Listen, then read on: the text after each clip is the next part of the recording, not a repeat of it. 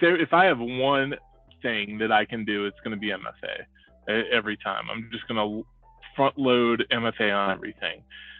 But even that in these phases. So if you had to run a totally naked, unpatched network with no EDR, nothing, right? Your choice is at least use MFA, which really means identity access management. Right? You're looking at, which everyone knows MFA is multi-factor authentication, but as part of just making sure the person who's logging in is really the person who's supposed to be logging in. Exactly. And really by doing that, I'm just trying to stop that the hacker is logging in instead of hacking in concept. I'm really making them have to reach back to the old skill set of actually having the hack rather than just the easy login now. Okay. So, all right. So MFA would be the option. All right. All right, I'm going to give you a second thing. Mm-hmm. You know, what would be, okay, you're going to have MFA because as we know that drops most threats off, like they fall off a cliff with MFA. Right. Yep. Having that, right? And I know MFA is one of the key 3 components insurance carriers want just to underwrite people. Yeah. Yep. So what would be the next in line? Like you know, okay, you got that pass. Now here's your next hall pass. What do you get? Yeah. So the freebie is really patching there. So right, it's really, why that's a freebie. Yeah. You're closing your vulnerabilities by patching. You're reducing your attack surface by patching. And by patching, you really just mean update everything that you have that is a thing, a switch, firewall, a computer, a server. Hit the updates, log into it, run its updates, keep it so it can download the latest version of itself to stay secure. Mm-hmm. Yep. Okay. Yep. Patching. Yeah, and beyond that, it's really MDR. Is having really an EDR solution that is stopping threats and actually having somebody accountable for managing it is really the kicker to stop the rest of everything that makes it through that MFA challenge, the patching. You know, that's really the end stop there. Okay, so that's sort of what you're thinking are sort of the 2 things that you probably have to buy, even though in the EDR space there is open source EDR, right? There's Waza, there's tools, right, that you can kind of get, right, that are EDR solutions.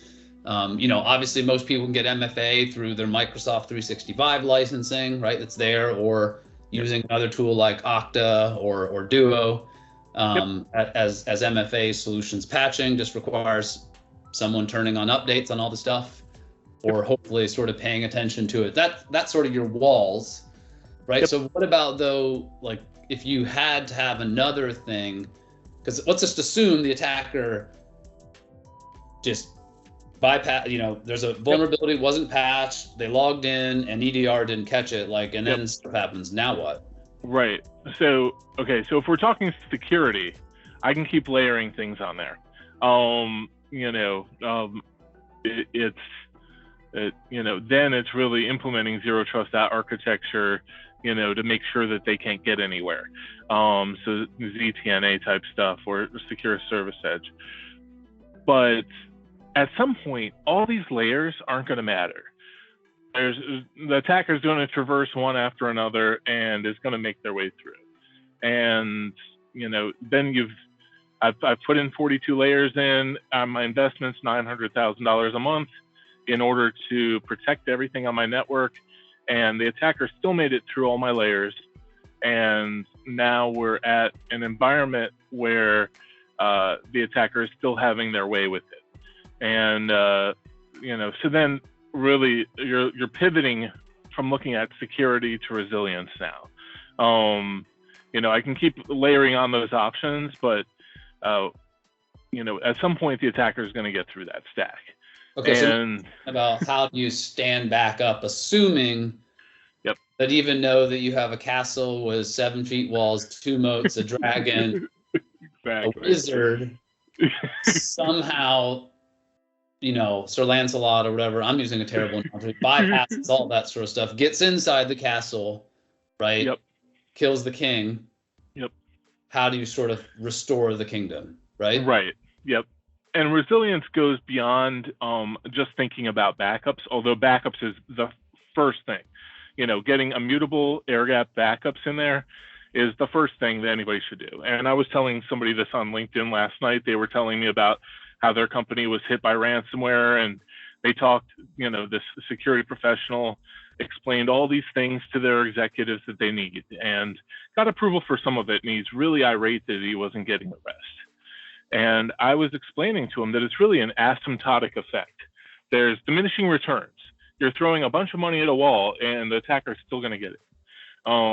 So yes, you need some level of security, but I said the first thing I would do with him is invest some money in putting another layer of backups in and resiliency, and another way to bounce back, because that's what matters to the company. The company is more concerned about being back up and running in 4 to 8 hours than they are, throwing $1 million a month at security.